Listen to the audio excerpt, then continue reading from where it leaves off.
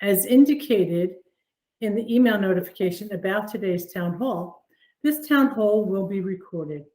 A link to the recording will be available on the Secretary of State's website after this town hall concludes, as will the PowerPoint. By choosing to join the town hall, you are consenting to the recording as part of the town hall. I'm not sure if he's on yet or not. Deputy Secretary Brunda? I am. I'm on. Oh, wonderful. I didn't see your face there. There you are. I'm delighted to introduce Maryland's Deputy Secretary of State, Louise Brunda. Mr. Secretary. Thank you very, very much, Assistant Secretary Smith.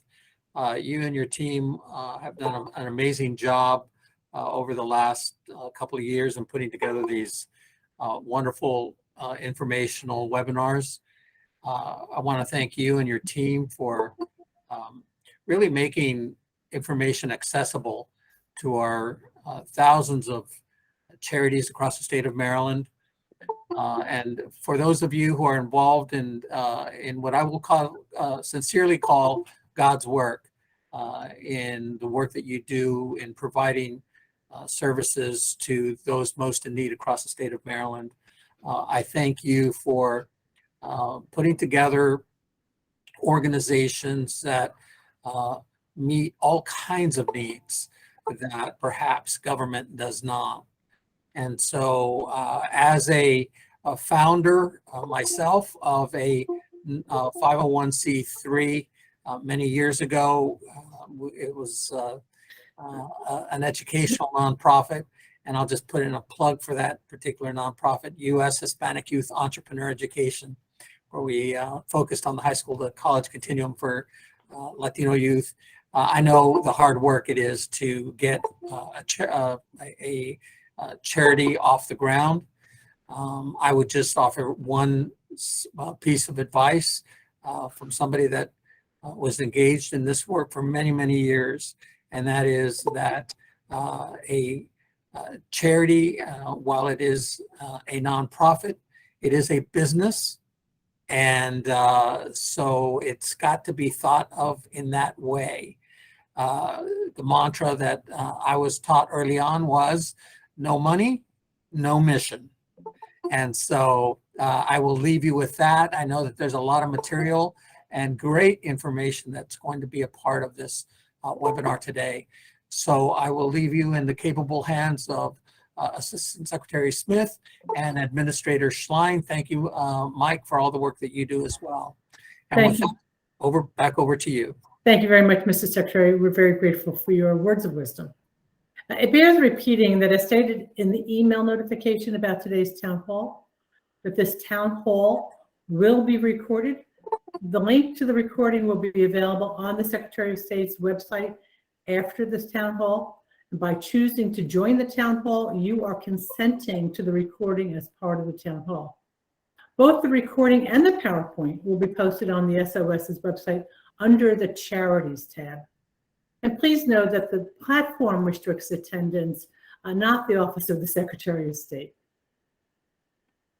In response to emails that we've received, attendance is not required. These town halls are an intentional outreach to charities and to those interested. A time is reserved at the end of the town hall. If you have questions, please feel free to ask them then. You may find that your questions are answered during the course of the presentation. You may also place questions in the chat box. One of our team members will announce the questions and respond to questions. We'll do our best to get to all of them. And of course, questions will be invited at the question and answer session at the end. Please, please, please, in order to prevent confusion about the source of responses to questions placed in the chat box, do not answer the questions in the chat box. I know it can be tempting, especially when you think you know the answer. But please allow the responses to come from one of our Secretary of State staff members. Please know that the content and presentation provided is for informational purposes only. Let me repeat that. The content and the presentation provided is for informational purposes only. And it is not intended to be legal advice. Our charity offices are available at SOS to answer your questions and to provide information only, but cannot provide legal advice. For legal advice, individuals and charities should contact legal counsel who specializes in a particular area of law in which you have a question. With me today is our division administrator, Mr. Michael Schlein, and charity officers and some of the other staff from our division. So as we begin, please mute your microphone. You may keep your camera on if you like. We love to see your smiling faces. And without further ado, allow me to introduce the fabulous Mr. Michael Schlein. Mike? Thanks, Kathy. Always such a good introduction. So welcome everybody. Compliance and enforcement of charitable organizations, how to avoid complaints, right? We all want to not get a complaint. We want to avoid complaints. They're never fun. They're not fun for charities. They're not fun for us either, believe it or not. So this is just going to cover some topics here at a high level that we run into with charities, and talk about them and how to avoid them. And some of these are pretty straightforward, and others maybe a little more confusing or not as much. So let's begin.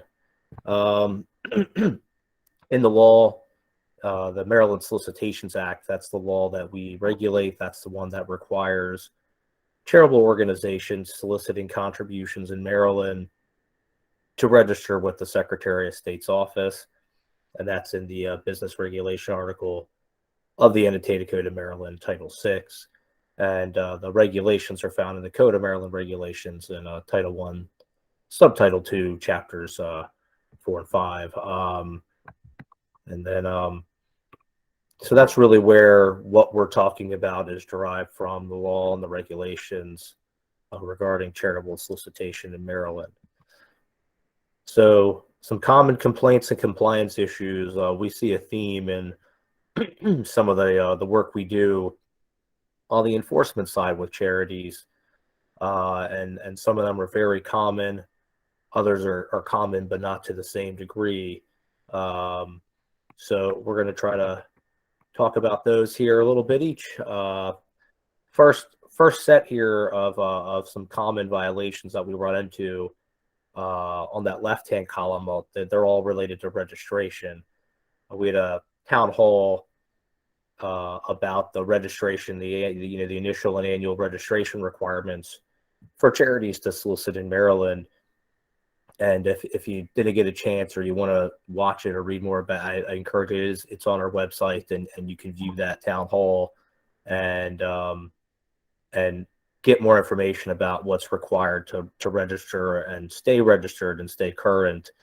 But just becoming registered, the requirements to register, right? If you're soliciting charitable contributions in Maryland, whether that means you're located in Maryland and soliciting, or located outside of Maryland, but soliciting folks that are located in Maryland, or having somebody do that on your behalf, all required to be registered to solicit. And the registration requirements, the documentation needed is listed in 6402 in the registration statement section of the law, and it goes over all the items needed. If anybody's filed an initial registration with our office, they know of the form COR 92 or initial registration statement, or the exempt organization fundraising notice form. And then the annual reporting requirements in 6-408, which is just stipulating that an organization file their annual registration paperwork annually, and it's due within a certain time frame of the completion of your fiscal year. If you're 25,000 or more a year, it's due 10.5 months after your fiscal year ends. If you're an under $25,000 organization that files the exempt fundraising notice form, it's due 8 months after the fiscal year ends. And these are really this is the easiest way to violate the Maryland Solicitations Act, and these are all registration matters. And when in doubt, right, we want to fix those. We want to fix the registration. We want to help you succeed. We want you to comply with the law. And the easiest way to resolve these matters is simply to get in the paperwork that is missing and get the organization either registered, or if it's already registered but not current, get it back current with its registration and compliant, so that it can continue to solicit contributions. Folks, notice the stuff, right? We have a charity search page on our website, and you can search a charity and find out if they're registered to solicit contributions in Maryland. People do this every day. And, when somebody's searching the organization, deciding whether or not they want to donate, making a decision on the information available, it's really much better when it says the organization's in compliance with the Maryland Solicitations Act, rather than that its registration is not current, it's not compliant, over a registration matter. And so it's required by law. It's needed to be done. But again, these are very, very straightforward type of situations in this left-hand column, all regarding charitable registration to solicit contributions. And we try to be proactive on that end. Everybody gets a renewal reminder about a month in advance of the organization's registration due date, and it lists what's needed and tells you where you can find the annual registration form on our website. So we're trying to do that, and then we'll follow up in response to any information we receive that's incomplete as well. So, we're not just going to take a filing and say, oh, okay, if it's incomplete, we're going to send a letter back to you and let you know it's incomplete, so that you can address whatever that is that's missing for the charitable registration. Down the right-hand column here is a few other items that are pretty common. The first one there, you'll notice disclosure statement. What's a disclosure statement? If anybody's ever read a written solicitation, especially from organizations that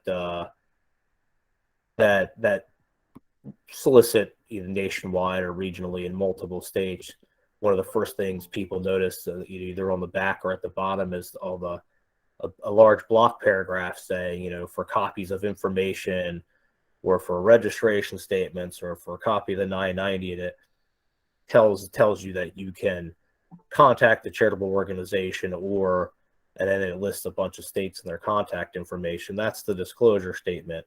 In Maryland, a charitable solicitation that is a specific written request to the public for a contribution shall contain a disclosure statement. So that's a shall contain. You must have a disclosure statement if it's a specific written request to the public for a contribution.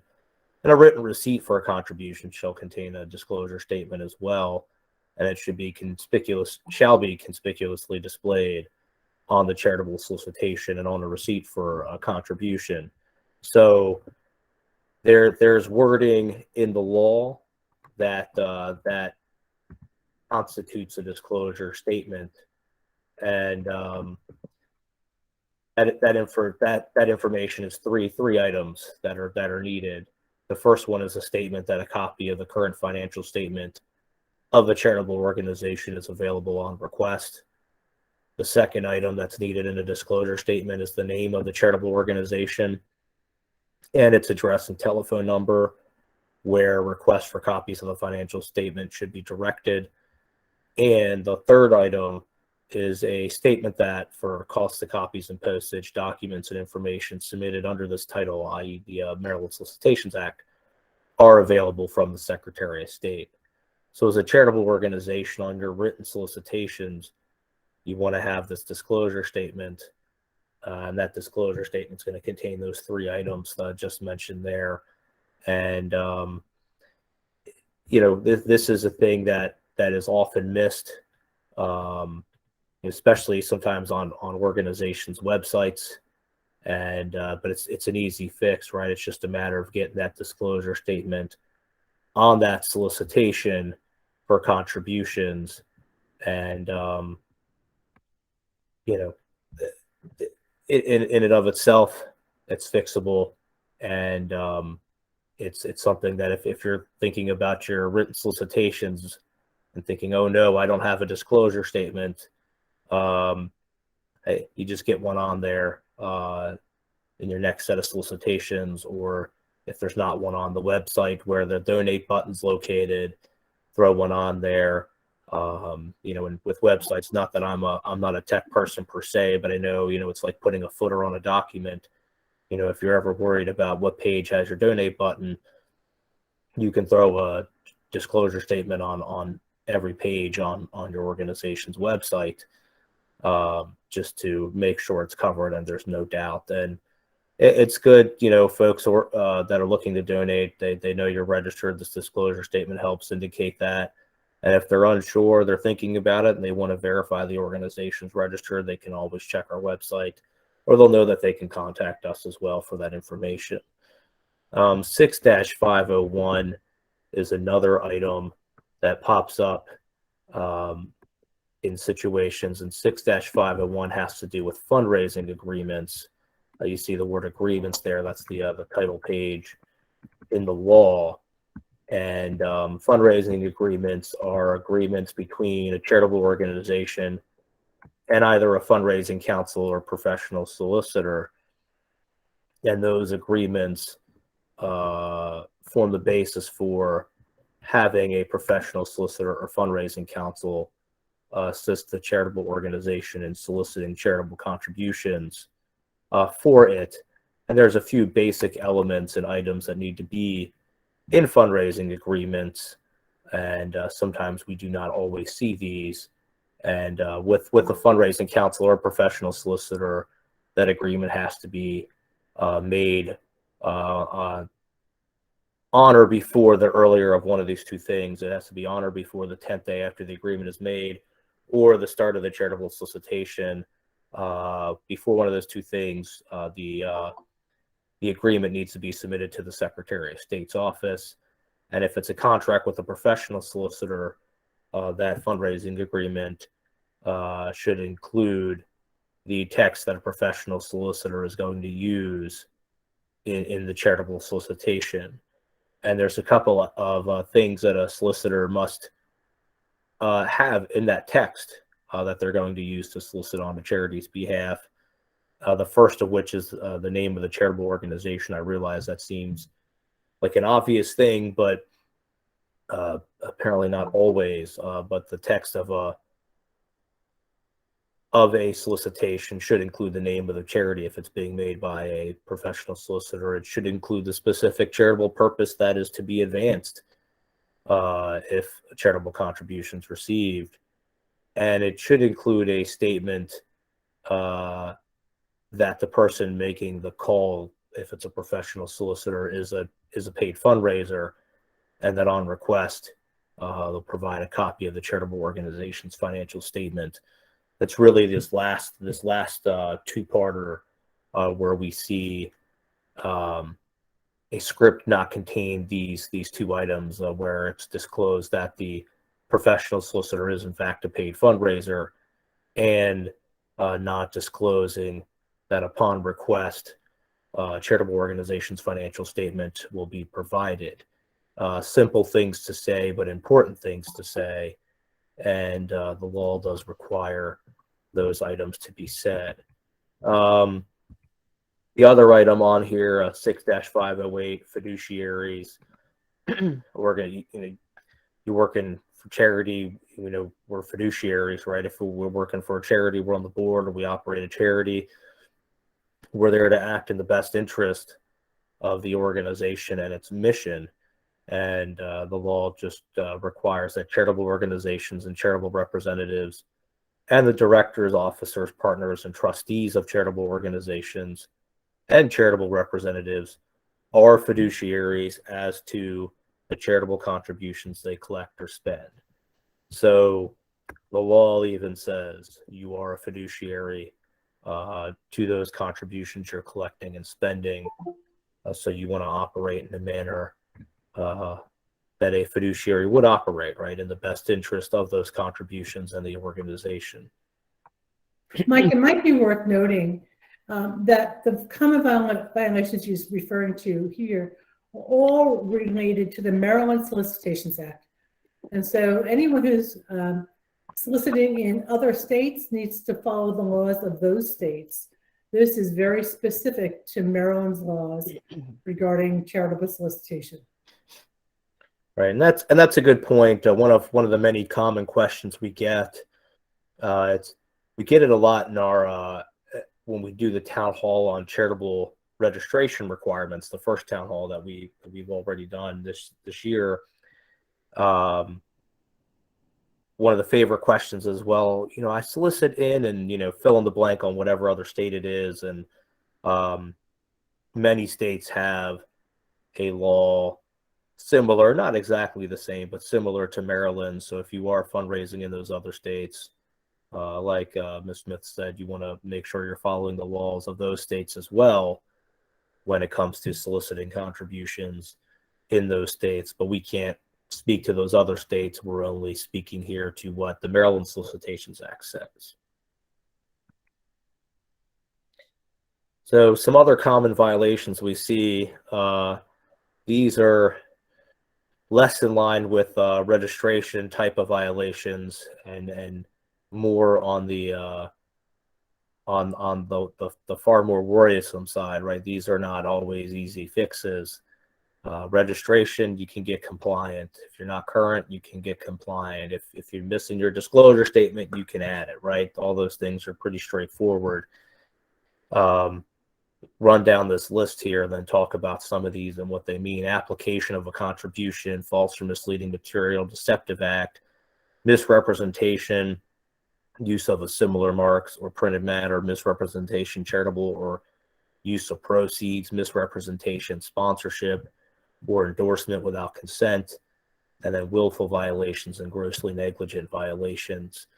So application of a contribution, it pretty much means what it says, right? You need to apply a charitable contribution in the manner in which it was solicited.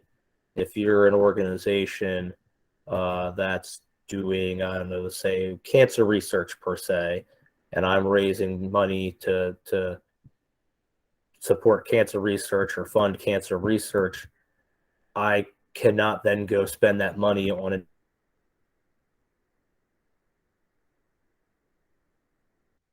act. I know that's Like you froze there. I was ready to fill in the blank for you. Go ahead. Yep. Yeah. It's not to be used. It's to be used for if you're raising money for cancer research. You need to use it on cancer research. You can't use it on a wholly different subject matter like saving animals or something like that, right? If I'm donating money to you with the understanding that it's going to fund something like cancer research, it needs to fund cancer research. It cannot go for another purpose, even if that other purpose is charitable, still cannot be used in a way that's substantially inconsistent, and that's the wording in the law, substantially inconsistent with the charitable solicitation. So if you're saying it's going to go for something, it should go for that and not something different, even if that something different is another worthy or good charitable cause. Folks want to know that the money they're donating, and their hard-earned money that they're donating, is going to the purpose for which it was said.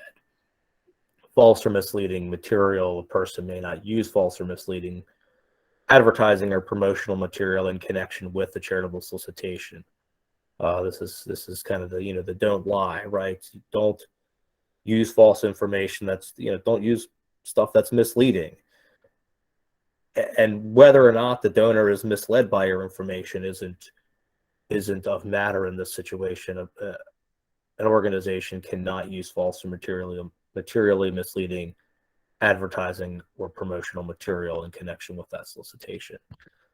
Deceptive Act, and just what it sounds, right? In connection with a charitable solicitation, an organization or charitable representative may not commit an act or engage in a practice that by affirmative representation or by omission is misleading about anything important to or likely to affect another person's decision to make the contribution. And it's a violation of law to do this, whether or not a person has been misled, deceived, or damaged. So again, it's not, was somebody misled? If somebody could see through the deception in a solicitation, it doesn't make it any less deceiving or a violation of the law. Another item here that's on this list: misrepresentation in marks and printed matter. And you'll see this a couple of times in charitable organizations, or use of proceeds, sponsorship or endorsement. These are all forms of misrepresentation, right? You cannot, if you're an organization, you cannot represent that a contribution is requested for a charitable organization unless you're authorized. So if I'm out there raising money for a whole nother organization, I cannot do that unless I'm authorized to do that. And sounds obvious, but I cannot say that I'm raising money for an organization unless I have that organization's permission. I cannot use a name, symbol, emblem, device, or service mark or printed matter that belongs to or is associated with a charitable organization to solicit contributions.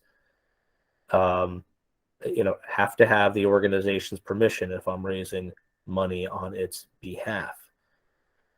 And you can also not use a name, symbol, emblem, or device, or mark, or printed matter so similar to that of another established charitable organization that the use might confuse or mislead the public. So, what does all that really boil down to? Can't use somebody else's marks or printed matters without their permission. If it belongs to a charitable organization, you need to have that charitable organization's permission to use those. You cannot use one that is so close to another established organization that it might confuse or mislead the public. Also, a charitable organization use of proceeds. A person may not falsely represent that the person on whose behalf a solicitation or sale is made is a charitable organization, or the proceeds of a solicitation or sale will be used for a charitable purpose. Again, it seems obvious, but always have to put that in the law. You cannot misrepresent that you're raising money on behalf of an organization if you're not. Cannot misrepresent the fact that it is an organization if it is not. You cannot misrepresent that something's going to be used for a charitable purpose if it is not. And sponsorship or endorsement, a person may not represent that another person sponsors, endorses, or approves of a charitable solicitation, the sale of goods or services for a charitable purpose, a charitable purpose itself, or a charitable organization without the consent of that person. And what does that really mean? I cannot say somebody endorses an organization, my organization, unless that person gives their consent to using their name and endorsing it. Cannot pull a name out of the air and say this person loves it unless they actually consent to that. And consent of use to name a member of the board of directors or trustee of a charitable organization or person who volunteers to participate in a charitable solicitation is deemed to have consented to the use of the person's name in the charitable solicitation. So in other words, if I'm on the board of directors of an organization or I'm a trustee of an organization, simply by holding that position, it is deemed that I have consented to the use of my name in the charitable solicitation. So that in and of itself, serving on the board is consent to use your name. So willful violations and grossly negligent violations, what does that mean? A willful violation is just that it's willful. It is an intentional act. It is willfully doing something, and grossly negligent means just that it's negligent, right? You're maybe not willfully doing it, but you were negligent in doing something that violated the law, and still a violation of the law, even if you did not mean to do that. I might get at the risk of sounding, like Captain Obvious here. The reason these are called common violations is because you see these violations occurring much more regularly than one might imagine. Is that right? Yep. Unfortunately, and especially the second slide of common violations, we see this even without intent of doing something wrong. Like I said, even on the negligent side, where where folks maybe they without and we won't name any specific cases here. That's not what this is for. But where maybe folks with the best of intentions, they raise money and then they end up deciding, well, you know what, there's not really anything going on there now, so I'm going to spend it on something else instead. Even if it's a charitable cause, it's not, you can't just simply apply a contribution differently than the manner by which you solicited it. And the same in terms of sponsorships and endorsement. Everybody loves to have maybe a celebrity name or a local celebrity type of name, and maybe they even visited Joe or talked to you, or you got a picture with them. You cannot, without their consent, use their name or their image to imply that there's an endorsement there.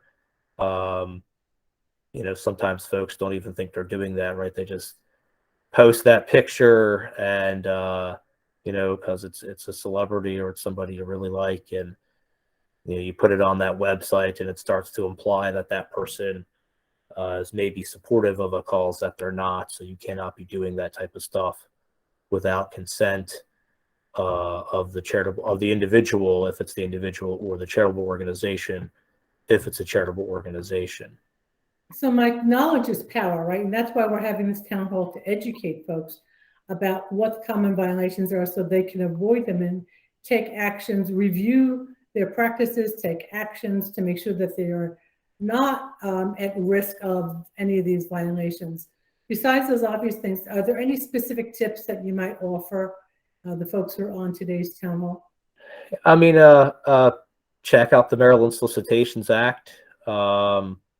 It's the law that we regulate, and it's something that if you haven't already done, you really should do. You should familiarize yourself with the laws that impact charitable solicitation in Maryland, or again, we can't comment specifically about other states, but those other states as well, in which you may be soliciting contributions. If you're unsure of something, reach out to us as well. Where this is outreach on our end, and this is really to bring stuff to people's attention that work for or with charitable organizations. And if you learn nothing else, and our contact information will be at the end of this. If you're unsure of something, reach out to us. So become familiar with the laws and the regulations, both of them, because they both apply, and violations of them can find a charity in hot water. So enforcement and compliance. So when we find out somebody is not following the law, what are we doing?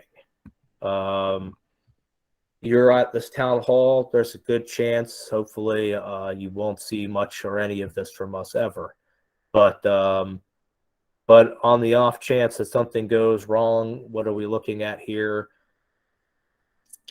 So from the basic to the more complex, letters, phone calls, emails, site visits, assurances of voluntary compliance, discontinuance, cease and desist orders, some sort of legal injunction, are all different enforcement options we have. The goal is always, when possible, especially for registration matters, solve them with letters, phone calls, and emails. We don't want to have to send you a bunch of letters or make a bunch of phone calls or send you a bunch of emails to get you into compliance. But we will, and we do, and the goal is to gain that compliance without any more serious form of contact needing to be made. And if we're reaching out by letter or phone call or email, that's what we're most often trying to do, is gain that compliance with registration issues. Not always, but oftentimes it's to gain compliance with registration issues that we're having, either an incomplete new or annual registration or missing items.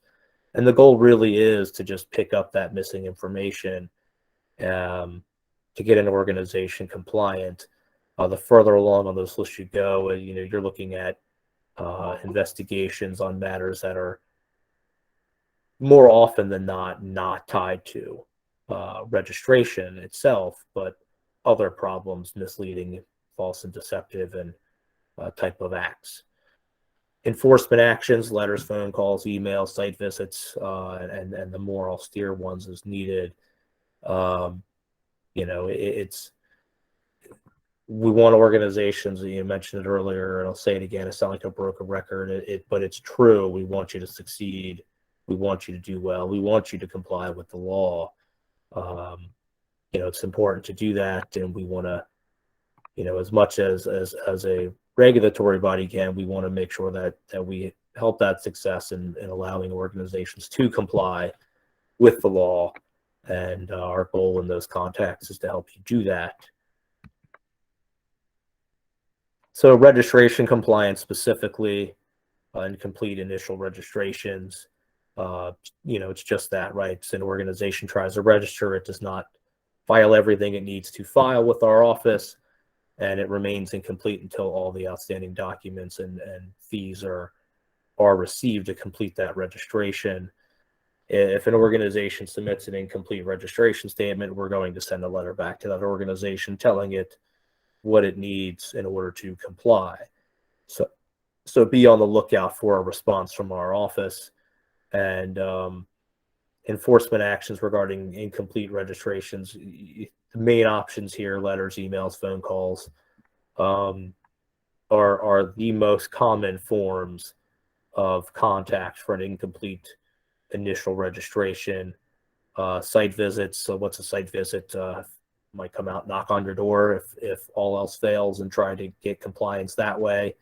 Cease and desist orders, an administrative order that we could issue banning an organization from soliciting or seeking an injunction, going through the judicial system to accomplish that end if the organization fails to register or comply ultimately with any of our other types of asks to get compliance.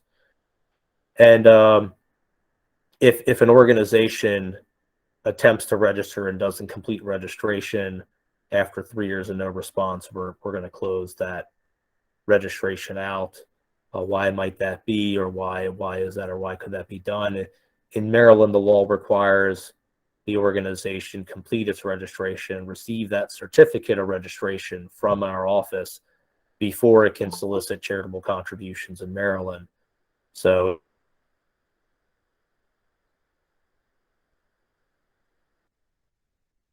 close that file out and stop trying to contact them unless there's evidence they're soliciting, in which case we're possibly onto a further along the line in that list of options, letters, emails, phone calls, site visits, cease and desist, and injunction. In a situation like that where it's an unregistered organization and it's soliciting and not complying despite our best efforts to help it comply.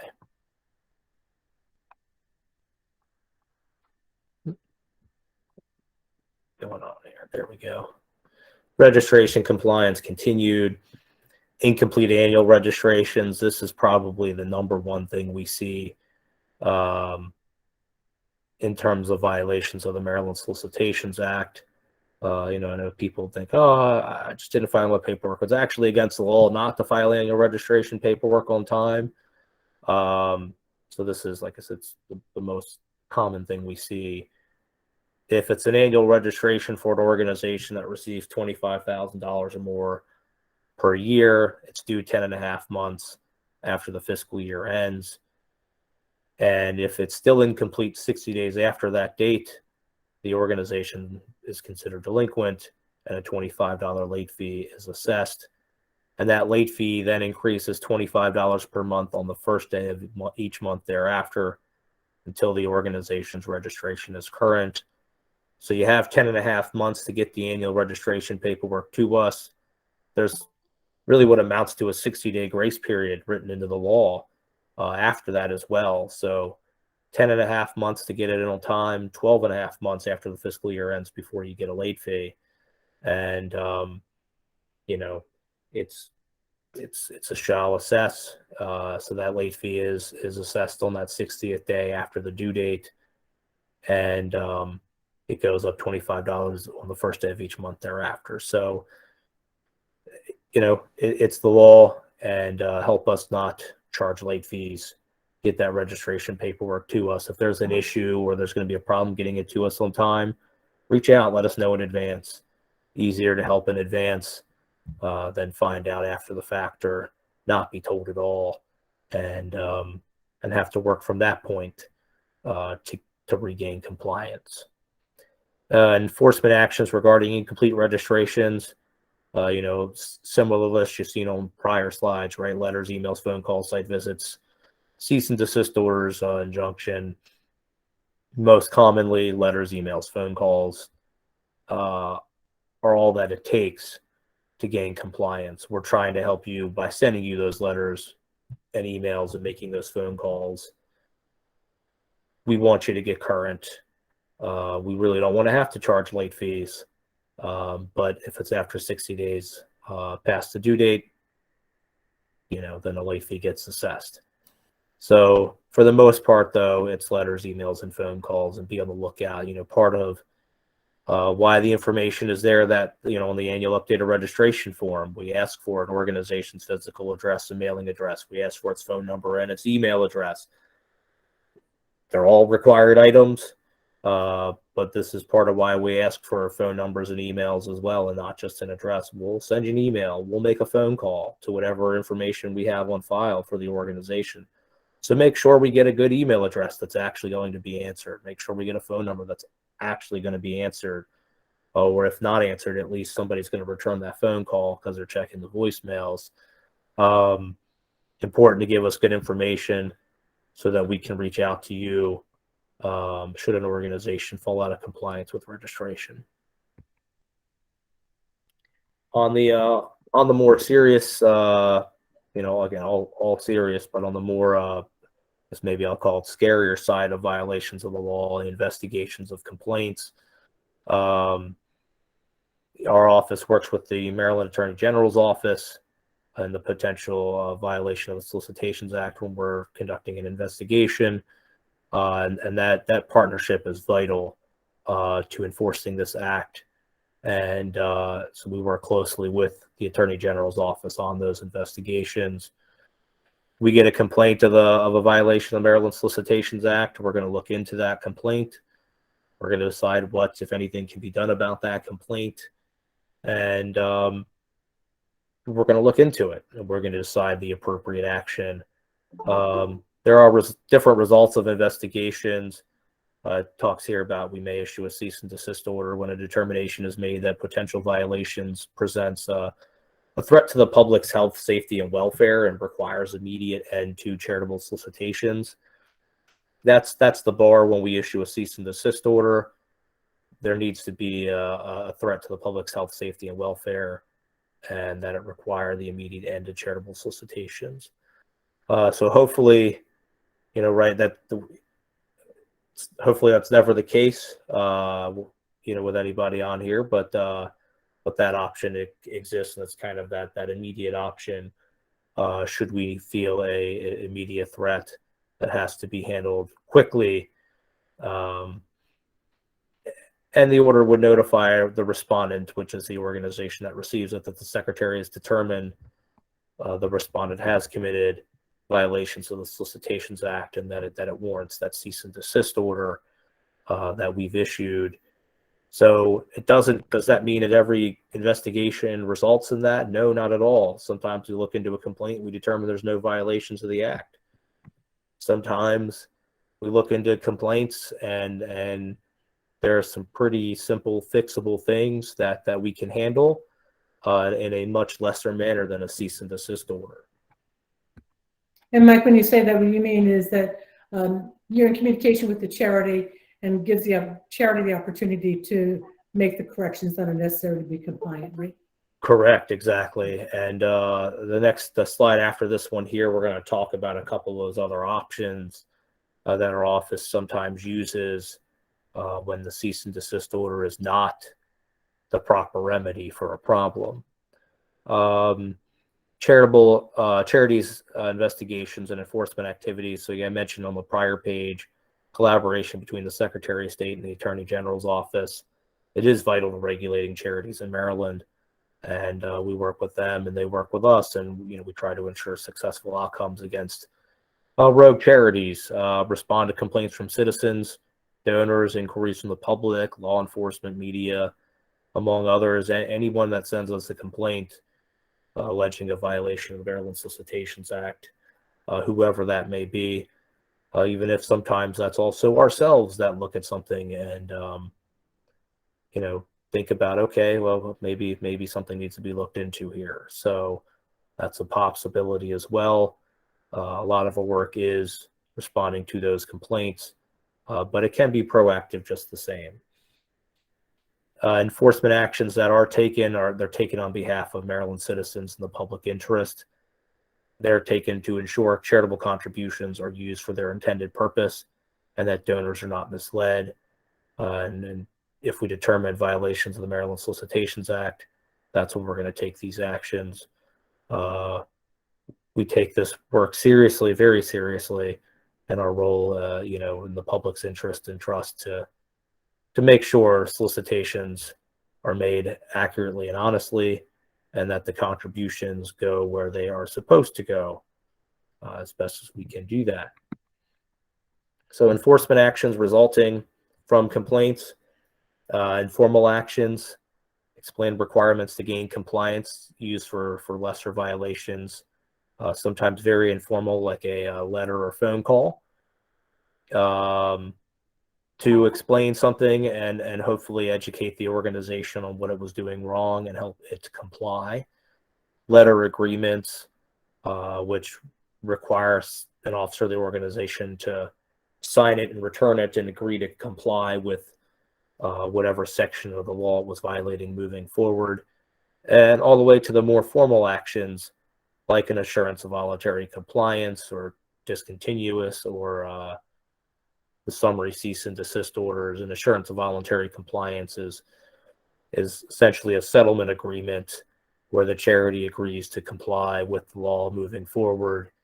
Discontinuance is where a charity agrees to discontinue violating the law in one way, shape, or form. And the summary cease and desist order we talked about on the prior page, where we issue a cease and desist order when there's that immediate threat that needs to be stopped. So informal actions when possible, and more formal actions when needed and necessary. Again, the goal is generally to help organizations comply. In many areas we can do that. Sometimes we can't, and some more serious actions are needed. If an organization would ever to receive a cease and desist order, it's issued by certified mail. We'll send it by certified mail, regular mail, and if we have an email address, we'll send it by email. Nowadays, we should always have an email address, as it's a required part of the initial and annual registrations. A respondent has 30 days to request a hearing, and we're going to get a hearing date and send a notice out to all the parties involved in that hearing by certified and regular mail and by email. The process that happens at these hearings, it's a contested case hearing conducted in accordance with the Maryland Administrative Procedures Act, Title 10. That's in the state government article of the Annotated Code of Maryland.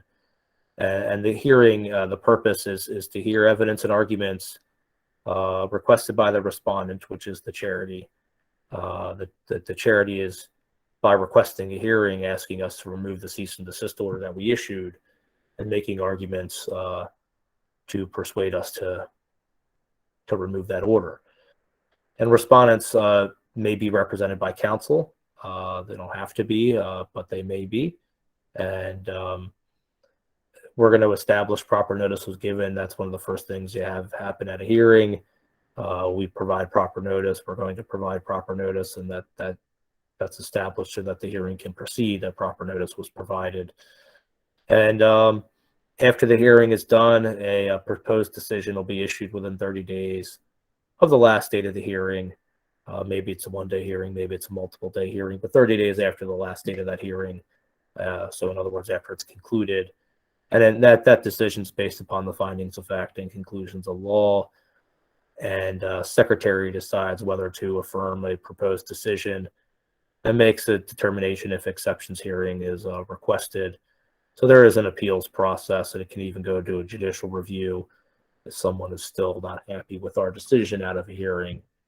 There are further processes in place to appeal that. So a few good references. Throw a lot of information out here. Community Law Center, Maryland Nonprofits, Maryland Nonprofit Development Center, local bar associations. These are all good reference points, especially if you don't have your own counsel and you want to get some advice. These are some good resources that might be able to help point you in the right direction of somebody, or some information that's helpful to assist you in whatever your problem is. And again, like Kathy, like Assistant Secretary of State Smith mentioned at the beginning, we're going to post these slides on our website, and we're going to post to Town Hall. They'll be on our charities page of the Secretary of State's website within a few days of now. So these links are on our charity page already anyway. So they're there. They can be found on the charities tab of our website. If you scroll down a little bit, they're there as well. So you'll be able to find these. If you don't write these fast enough, they're there for you. They'll be there for you again as well. Thanks so much, Mike. Stephanie, I know that we have some questions in the chat box. Would you be kind enough to read them, please? Sure, Kathy. Let's see. Well, the first question I have is from P. Moran, and they would like to know, how do you handle an unsolicited contribution?